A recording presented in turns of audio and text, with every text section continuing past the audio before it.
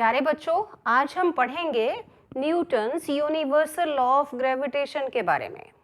अभी तक इस लॉ के बारे में आपने पढ़ा है कि everybody in the universe attracts every other body with a force F which is directly proportional to the product of their masses m1 and m2 and inversely proportional to the square of the distance r between them।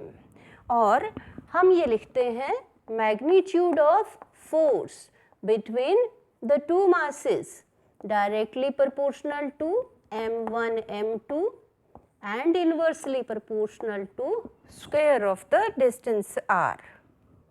और proportionately sign को हटा करके gravitational constant g,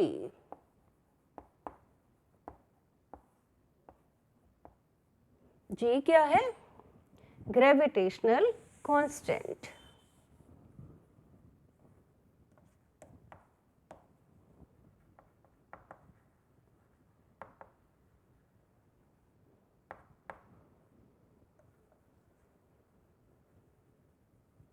और इसकी value है 6.67 into 10 to the power -11 newton metre square पर kilogram square.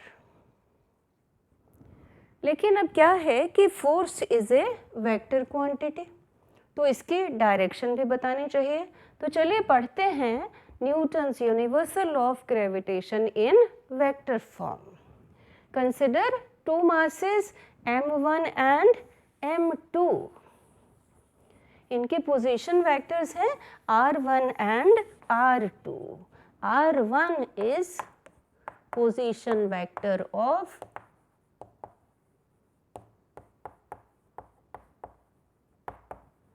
m1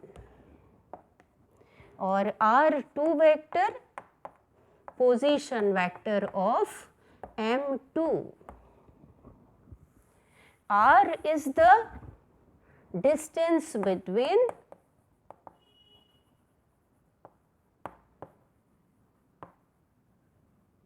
m1 and m2। अब ये r वेक्टर हम निकाल सकते हैं from triangle law of vectors. चलिए लगाते हैं triangle law of vectors. According to that r1 vector plus r vector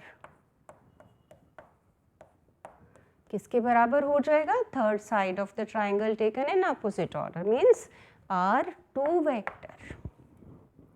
अब यहाँ से r वेक्टर निकाल लेते हैं, r2 vector minus r1 vector.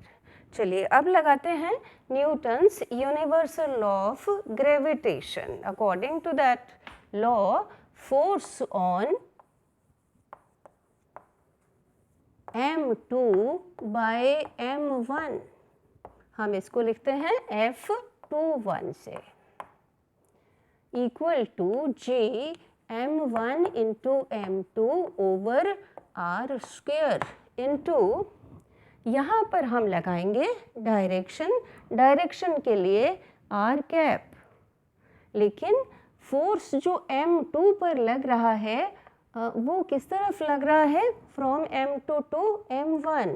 F21 जो है वो इस डायरेक्शन में है, it is opposite to r vector या r कैप। तो हम यहाँ लिखेंगे minus r cap. r cap is a unit vector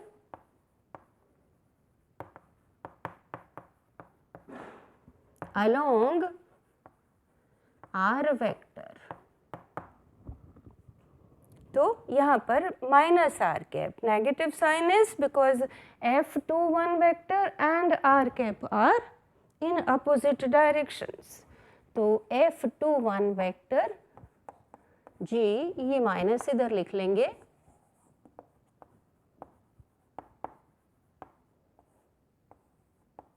into r cap. एक तो इस तरीके से लिख सकते हैं, या फिर किस तरीके से लिख सकते हैं?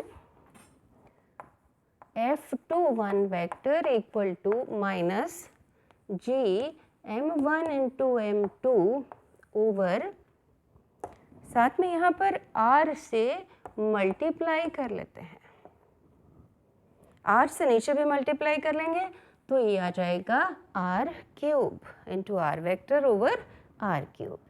एक और तरीके से लिखते हैं, r वेक्टर की वैल्यू लगा दें,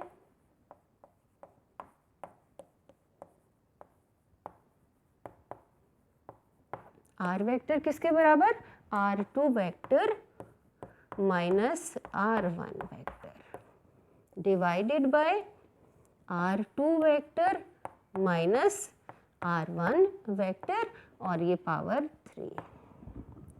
सो ये है force exerted by m1 on m2, force on m2 by m1। अब हमने निकालना है कि force on m1 by m2 according to Newton's third law of motion it is equal and opposite to this force. चलिए अलग से निकाल लेते हैं, force on m1 by m2, हम इसको लिखेंगे F12 equal to G m1 into m2 over r square into, अब ये फोर्स लगेगा इस डायरेक्शन में F12 अलोंग r कैप, तो इसको मल्टीप्लाई कर देंगे r कैप से। सो इस केस में F12 और r cap are in same direction.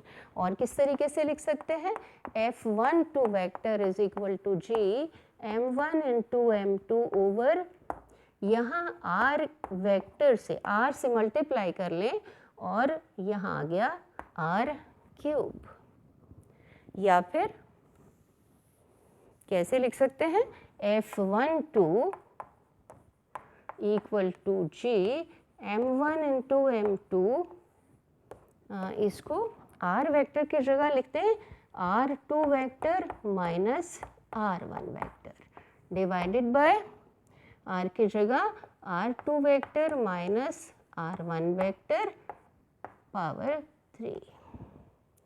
तो हम ये देख रहे हैं कि force F21 and F12 are equal and opposite.